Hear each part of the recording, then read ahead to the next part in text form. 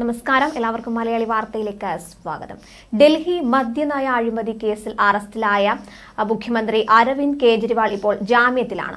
എന്നാൽ കെജ്രിവാളിന്റെ ഇടക്കാല ജാമ്യ കാലാവധി ഇന്ന് അവസാനിക്കുകയാണ്. അതിനാൽ ഇന്ന് വളരെ നിർണായകമാണ് അദ്ദേഹത്തെ സംബന്ധിച്ച്. ലോക്സഭാ തിരഞ്ഞെടുപ്പ് ഫലം വരാനിരിക്കെ ജാമ്യ കാലാവധിയിൽ AAPയിൽ ആശങ്ക ഉണ്ട്. തെരഞ്ഞെടുപ്പ് പ്രചാരണത്തിനായി 21 ദിവസത്തെ ഇടക്കാല ജാമ്യം സുപ്രീം കോടതി അനുവദിച്ചിരുന്ന കെജ്രിവാൾ നാളെ തിഹാർ ജയിലിൽ ഹാജരാകണം. ജസ്റ്റിസുമാരായ സഞ്ജീവ് ഖന്ന, ദീപാങ്കർ ദത്ത എന്നിവരടങ്ങിയ ബെഞ്ചാണ് ജാമ്യം നൽകിയത്. സ്ഥിര ജാമ്യത്തിനുള്ള അപേക്ഷ സുപ്രീം കോടതി തള്ളിയതോടെ കഴിഞ്ഞ ദിവസം കെജ്രിവാൾ വിചാരണ കോടതിയെ സമീപിച്ചിരുന്നു.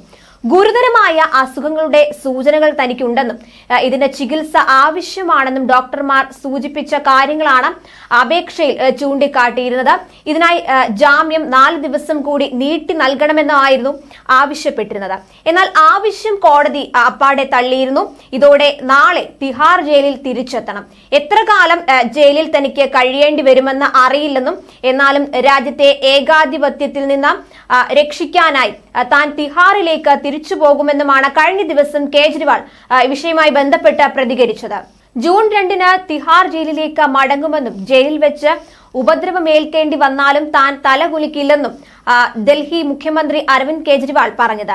ഇനി എത്ര കാലം ജയിലിൽ കഴിയേണ്ടി വരുമെന്ന് അറിയില്ലെന്നും രാജ്യത്തെ ഏകാധിപത്യത്തിൽ നിന്ന് രക്ഷിക്കാനുള്ള പ്രവർത്തനം ജയിലിൽ നിന്ന് തുടരുമെന്നും കെജ്രിവാൾ പറഞ്ഞിരുന്നു. തെരഞ്ഞെടുപ്പ് പ്രചാരണത്തിനായി സുപ്രീം കോടതി അനുവദിച്ച 21 ദിവസത്തെ ഇടക്കാല ജാമ്യം ശനിയാഴ്ച അവസാനിക്കാനിരിക്കെയാണ് കെജ്രിവാൾ വീഡിയോ കോൺഫറൻസിൽ ഇക്കാര്യങ്ങളൊക്കെ പറഞ്ഞിരുന്നത്. അവർ എന്നെ തകർക്കാൻ ശ്രമിക്കും. ഞാൻ ജയിലിലായിരുന്നപ്പോൾ അവർ എനിക്ക് മരുന്നുകൾ തന്നിരുന്നില്ല.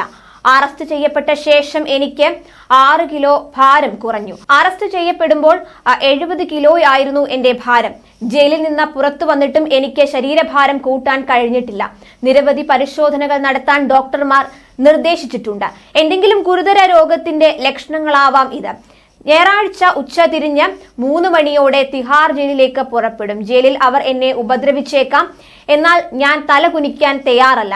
എനിക്ക് ജനങ്ങളെക്കുറിച്ചാണ് ആശങ്ക. രാജ്യത്തിനായുള്ള നിങ്ങളുടെ സേവനം നിർത്തരുത് എന്നും കെജ്രിവാൾ പറഞ്ഞു. മദ്യനയ അഴിമതിയുമായി ബന്ധപ്പെട്ട കള്ളപ്പണം വെളുപ്പിക്കൽ കേസിൽ മെയ് 10-നാണ് കെജ്രിവാളിന് ഇടക്കാല ജാമ്യം അനുവദിച്ചത്. 21 ദിവസത്തേക്കായിരുന്നു ജാമ്യം നൽകിയിരുന്നത്.